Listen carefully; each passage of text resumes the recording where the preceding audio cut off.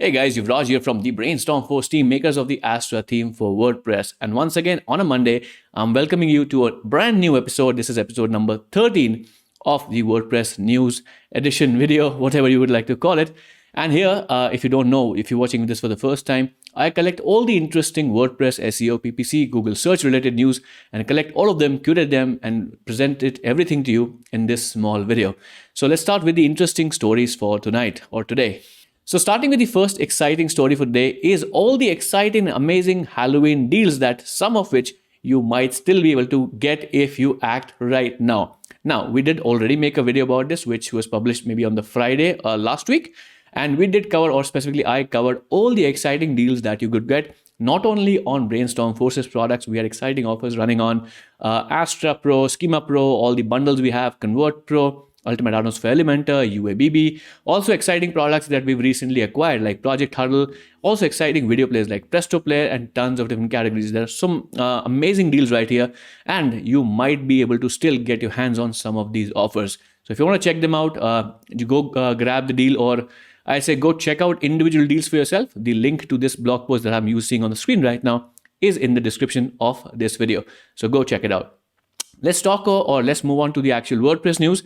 The first piece of news is about the Gutenberg plugin, and the 11.8 version was recently introduced, and it has some bunch of exciting features. As always, every couple of weeks, Gutenberg does have or come up with a new version, and this just gives us an idea on what we can expect to see in the WordPress core in the near future.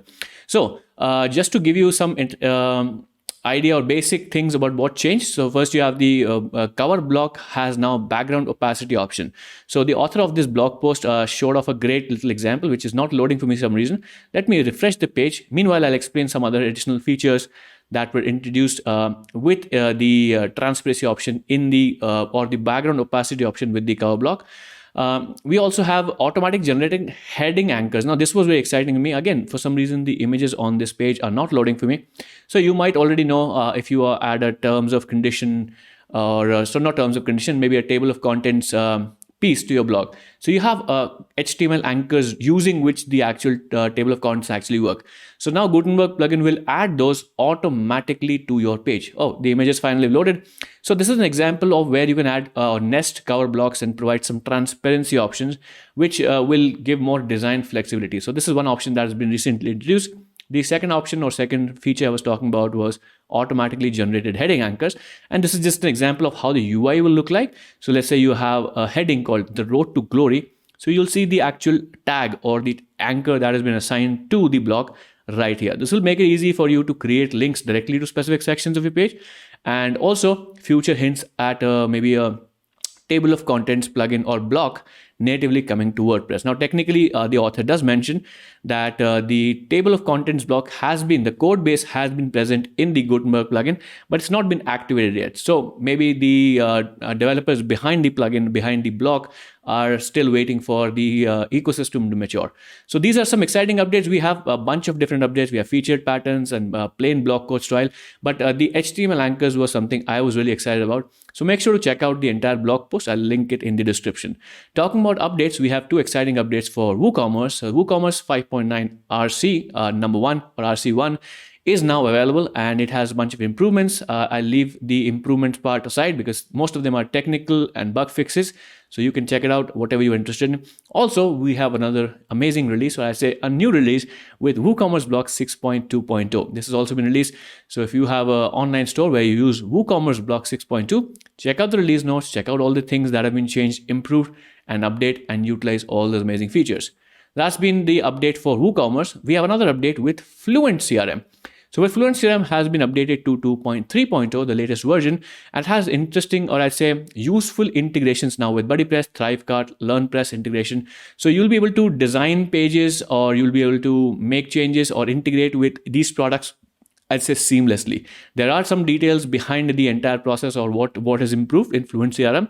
I'll leave that up to you. Check this out. The entire details of the story, entire details about what has improved is in the description, which you see right here, or in the blog post that you see right here. Links will be in the description to this particular blog post. And with that, we have another exciting announcement from a page builder, which is, I'd say, new to see from Beaver Builder, because this announcement is by Beaver Builder. You might have recognized the logo right here already.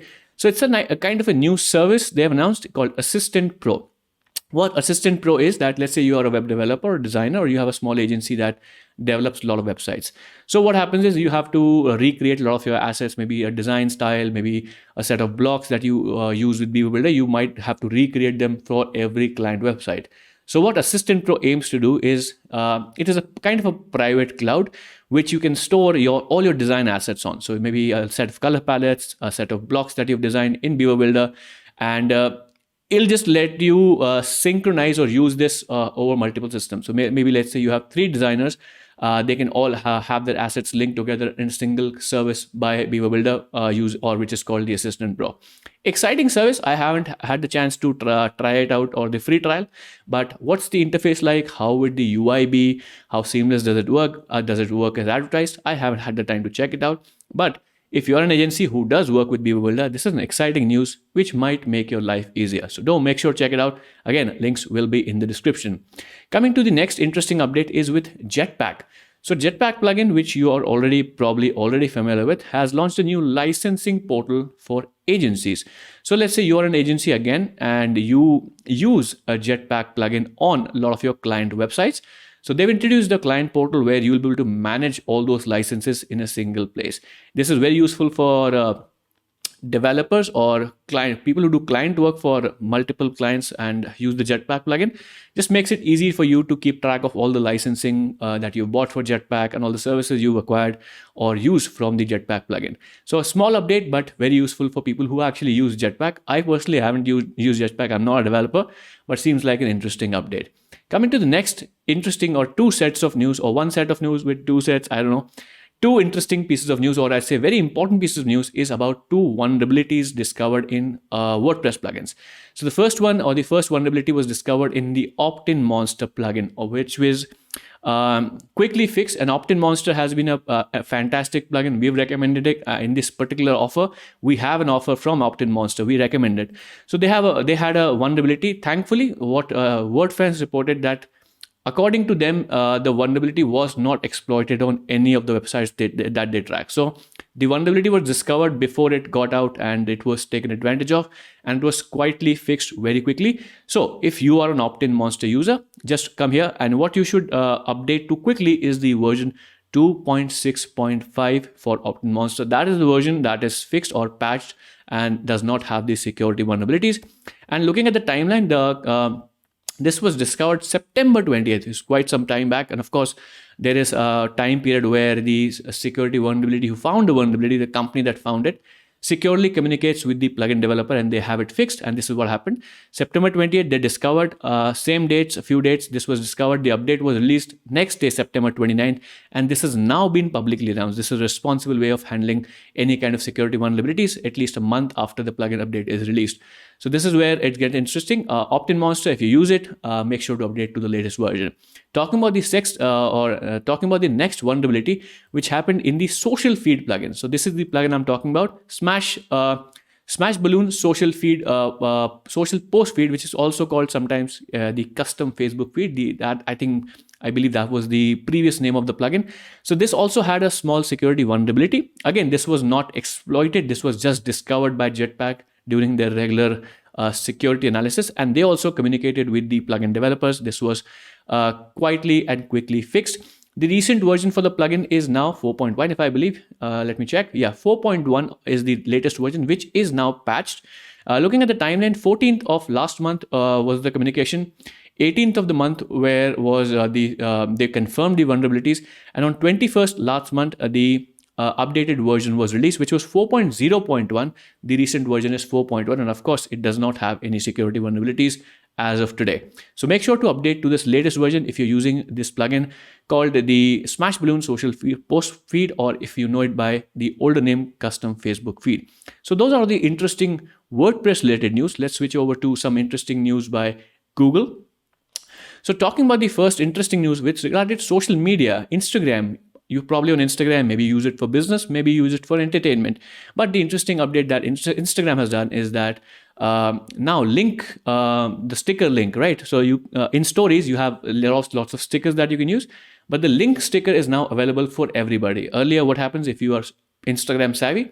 Only if you had 10,000 followers or more, you had the option of swipe up, where you could add an external URL. So if people swiped up to your story, they would take to the external URL. But now everybody on Instagram who's using a story can actually link out with a sticker.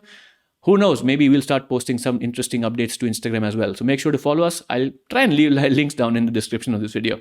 And if you're a business owner who depends on Instagram, this might be an interesting update for you as well. So that's the social media things or social media update for you. And talking about the next interesting details, let me just confirm. What is the story? Yes. So the next set of story is about Google changing again schema requirements, or I'd say this is not technically changing requirements. I'll clarify when we get to details. But the story here is that on many of the schemas that Google has, 3 in particular, which is the how-to schema, the Q&A page, which is a question answer page, and also the special announcement page, Google has changed some of the requirements. Now, let me clarify before even getting into details. If you're using any of these schemas and you're using maybe manually any plugins, specifically if you're, let's say, using Schema Pro, you do not need to make a change right now, because what Google has kind of said that, okay, now we had all these fields coming in. For example, let's say the how to structure data. You had also the description of the how to, right? For example, this is a typical how the how to schemas code looks like in the backend, which is maybe you use a product, you don't see this, but this is what goes on in the backend. So you have a how to step, and then you have the name of the how to, and also have a description. So now what Google has said for the specifically how to schema, you do not need to add description. For example, this is the old code, this is the new code, no description needed. So even if you have added the description, Google is not going to penalize you. Google is not going to take away your rich snippets. Don't worry about it. It does not matter. In the future update, if you're using Schema Pro, we'll definitely update to the latest version, latest guidelines of Google. In this field will be removed. So right now you don't have to make any change to your structured data that you've already added to pages. Similar changes were requested for the Q&A page and special announcement page. No new fields were added. Only existing fields were asked to be not removed, but Google said that, okay, we don't use this, so maybe just don't provide us with this data. It doesn't really matter. So it's not something you need to worry about, but it's something that just make a change when you have the priority sets or whatever product you're using to add schema gets updated to the latest version. All right. So talking about the next story, which is about Google Search Console API. So Search Console API is a programmatical way of fetching your Google Search Console data. And now finally, Google Search Console API has included data for Google Discover and Google News, and also supported or added support for regex, which is regular expressions, which is an easy way to sort and filter data. Probably is filter data, not sort data. So if you're a programmer, you have an app, maybe you do some custom reporting with API using Google Data Studio. This will be pretty beneficial to you, for example, or in particular, if you have clients that have a lot of traffic coming in from Google News or Google Discover. So very handy, important update for you guys. Coming to the next, just to give you an idea, this is the story where it was covered, but Google actually had a blog post about it. This is the blog post. Of course, it will be linked down in the description. So you want to check the new API documentation and want to look at it. If you want to update your existing connections in Data Studio, this is where you'll find everything. So coming to the next update is about another potential Google update happening on the October of 26. Now, this is not something new. I've already mentioned a few times in previous updates that Google probably makes more than 500 changes to its algorithm every year. Some are small, some are major, and they only announce the major updates. So the SEO chatter was going on strong on the 26th. There was some movement across the SERPs. So maybe you experienced some of these ups and downs yourself. So this can be attributed to this data. Coming to the next set of couple of interesting how would I phrase this? Set of interesting updates regarding core web vitals. So let me give you a potential example. Let's see, this is a page, right? This is a large header image on the page, which is very typical of any blog post or usual blog post. You have a large image right here and a lot of small elements. Now what happens is if you're trying to optimize the LCP for this page, the largest contentful paint, and you have all these assets on the screen loading, usually, you cannot prioritize which assets load first. For example, this logo might load, then this logo might load, then the menu might load, then this might load, the entire page might load, this social sharing icons might load, the text might load, and in the end, the image might load, which will mean that the largest contentful paint, which is this image, will be prioritized very low on the loading list, and which will increase your LCP score. Now, technically, if you want to improve your LCP score, you would want that the image should load first. And this is exactly what this new change is about. Optimizing resource loading with priority hints. So what Google is saying, or what web.dev, the official publication, I don't know what the association with Google is, but what they've trying to come up with a standard where you could assign priorities to certain assets on your page, and those assets will be loaded first. So in this particular example, you could assign this image as priority number 1. That means this image should load first even before everything else loads. So if this image loads first, let's say the image is very well optimized, then the overall loading time of the page will remain the same. But what happens is, if the image loads first, your overall LCP score will remain quite low. So that's pretty interesting. And there are a lot of technical details right here. So this is still a work in progress. We might see updates about this in the near future about how this can be implemented. And there was also an interesting article on Search Engine Journal about the HTML tag which could be used to highlight this or use this, which was called the priority tag. It has kind of the similar details. So I'm pretty sure this is just a hint on how it will actually be implemented on a site. So when more details surface about this, definitely I'll be the one reporting everything. So talking about the next update is about Google giving more control over underage children or underage people on how they can get their images off Google search or Google Images. So what Google has said that kids and teens will have more control over their images. So if you if you are a teenager and you see your images in Google search and you want them removed, the process for that or taking those images down has been simplified. This is a blog post recently published. It has all the details, and there's also a support document which is right here, and the actual form which you have to fill in to report and take images down is also right here. Everything will be linked down in the description. So if you are worried about your children, and maybe some of their images are on the internet which you don't prefer, then you can fill in this form. All the details will be right here. So talking about another interesting update with Google, or one more clarification coming in from Google, let me give you some context and why is this YouTube video open. I'll explain that as well. So if you remember in last week's WordPress news or SEO news, I did report that unlimited scrolling was now part of Google search on mobile. So there was no page to technically, as you kept scrolling, more and more pages will keep on loading in sets of 10, like pages being loaded automatically, similar to infinite scroll on any e-commerce website that you might have noticed. So now the question arises is that if your website records impressions in Google Search Console, what counts as an impression? Because if the pages are continuously being loaded, what is an impression for your site? So this YouTube video is Google Hangout, where this guy, which is the Holy Grail, or the big guy who answers all the major questions about Google search, did clarify. John Miller, if you don't know, he clarified that the impression still will remain an impression. So if you kept scrolling and the entire page loaded, then it will still count as an impression. Now this is, I'm not pretty satisfied with the answer, because let's say somebody scrolls and the entire set of 10 pages does load, and after visiting maybe the 12th or 13th result, the user scrolled back up to maybe the first page and your website was on the 18th position in the search. Will that still count as an impression, or should that count as an impression? I'm not particularly sure, but more details hopefully will come up, and I'll also look at some of my website's data to understand how this is happening and also see how the experience is on mobile phones. And definitely, if I have more data about this, more clarification about this, I will let you guys know. So that's been for this episode. I hope you enjoyed this, all these small bits of information about WordPress, SEO, PPC, and social media. Make sure to hit the thumbs up if you appreciate it. Share it with someone if you want to save their time. And if you want to watch this every Monday, subscribe and turn on notifications. You're watching and listening to Yuvraj from the Brainstorm Force team. I'll catch you in the next video. Take care, stay safe, and don't forget to save money on Halloween deals.